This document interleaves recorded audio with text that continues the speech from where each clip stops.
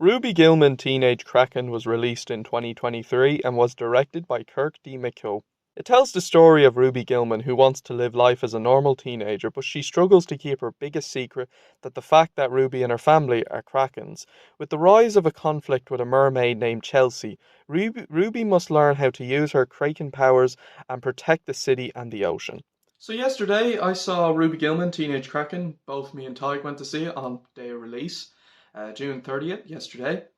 And my friend Tyke, he thought it was pretty decent. For me, as far as comparing it to the two DreamWorks movies from last year, it's definitely not quite as good as these, especially this one, but it's a lot of fun. Yeah, I have to say, I actually had quite fun with this film. I thought the story was pretty interesting. I think the storyline, I really like the culture in it. I like how the the concept of the krakens and the mermaids and the different tribes. I think it's pretty interesting with the mythology and the history and the lore behind it. I think if they were to make this into a TV show, I think you could do a lot of interesting stories with that dynamic. I think it would be a very interesting thing to see.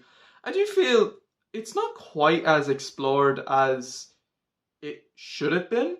It's more so explored in the middle act. I think they could have maybe explained more of it throughout the entire film. Not like saying you have to make the entire movie this backstory, but like I think like you could have went into a bit more depth about it.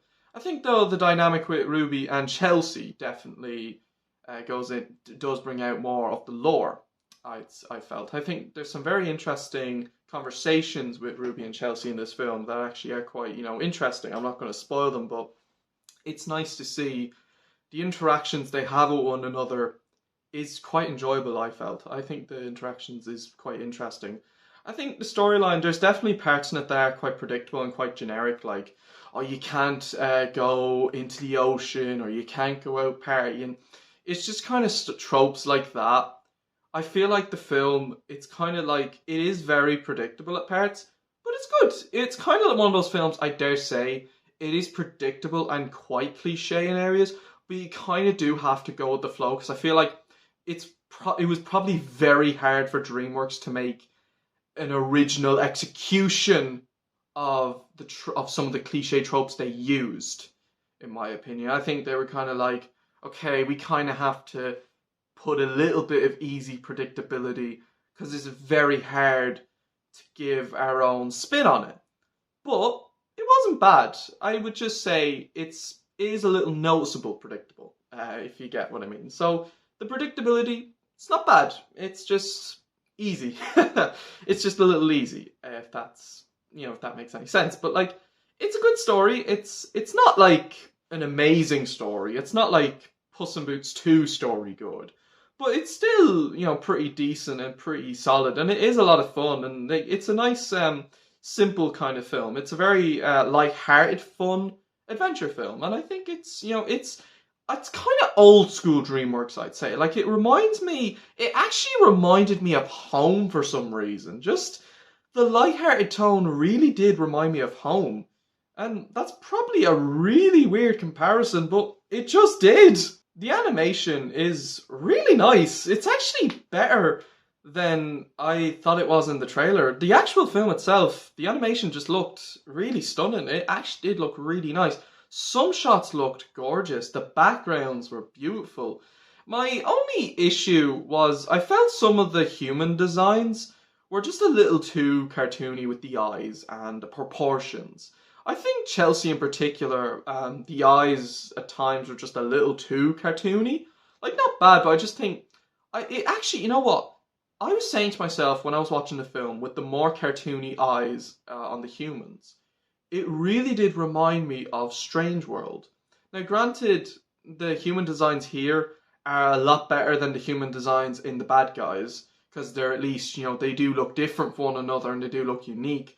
It's just, I would dare say the human designs were just a little too cartoony. I would like to see a more realistically attempted human designs, kind of like the ones you got in How to Train Your Dragon and Rise of the Guardians. But like, for what we get, the human designs are good, and the designs of the Krakens are very good, and the other designs, like the under, the ocean and everything, It is really nice. So visually, this film is pretty beautiful to look at. The characters themselves are all pretty likable. Ruby is quite good in the movie, actually. I think her arc in the film, it is very familiar, but it's actually written in an interesting way and does have an interesting direction. I wouldn't say she's like an absolutely amazing character, but for who she is, yeah, she's pretty good, and the way she's written is still pretty decent. Chelsea, who has a very interesting plot twist, is good enough. She's not in the movie as much as I thought she'd be, if I had to be completely honest with you, but what we get with her is still good, and she serves her purpose in the narrative, and the dynamic with her and Ruby, while is predictable, it's still an interesting and enjoyable dynamic to watch. The other characters, such as Ruby's mother, the rest of the family, the other humans, the grandmother, they are good and they're not bad. They're certainly likable enough. It's just they're not quite as developed and they don't have as much time to shine as much as Ruby and Chelsea. The only two I would say that do nearly get a bit more development than the other characters would be Ruby's mother and grandmother. I think they're the only characters outside of Ruby and Chelsea that actually do get a little bit of development, but it's not as much, I would say. I dare say certain characters aren't quite as developed as much as I was expecting. But I still like the characters. I think all the characters were pretty likable. There wasn't a single character that I thought was bad, if I was to be completely honest. The music of the film really surprised me. The music is really catchy. The instrumental music is really nice. And some of the songs that played throughout the scenes, pretty epic actually, I'm not gonna lie. And even there was a few music pieces that played throughout the climax and throughout the reveal of a plot twist that I'm not gonna spoil because it's a little different than than it was in the trailer. Like the plot twist, obviously we know that the mermaid is the antagonist, but there's an interesting direction with it in the film itself that I just don't want to spoil. But I think the music is pretty good. The music is it really surprised me. Like, wow, I really like the music in the film. So I'm happy to say Ruby Gillman Teenage Kraken is pretty good. I know some are going to say it's such a step down from Puss in Boots 2 and, even The Bad Guys. I know some people will say it's such a step down from those movies. And yeah, it isn't quite as good as these two great movies, but it was still good, and I still had a lot of fun with it. I mean, Abominable, I dare say, is a bit of a step down after How to Train Your Dragon 3, but I still like it. I don't think Ruby Gillman had to be as good as Puss in Boots 2. It just had to be a fun film, and that's what it was. Now, it won't please everyone, and that's okay, but in my opinion, I liked Ruby Gillman. Overall, Ruby Gillman is a fun film. The storyline is quite predictable, but it's still quite enjoyable and does have some very nice animation, some beautiful looking visuals, I have to say, likable characters, and really catchy music. I wouldn't call it the best film of the year, but I still had a lot of fun with it. I'm going to give Ruby Gillman Teenage Kraken an 8 out of 10. So that's it for this review. Stay tuned for my next video. So I just want to point out, it might not be for a while. This would be my last video for a while. I'm going to be going somewhere with family for a while. You'll find out in a few weeks. But anyway, yeah. So stay tuned for my next video. Until then, everyone, take care. Thank you all for watching.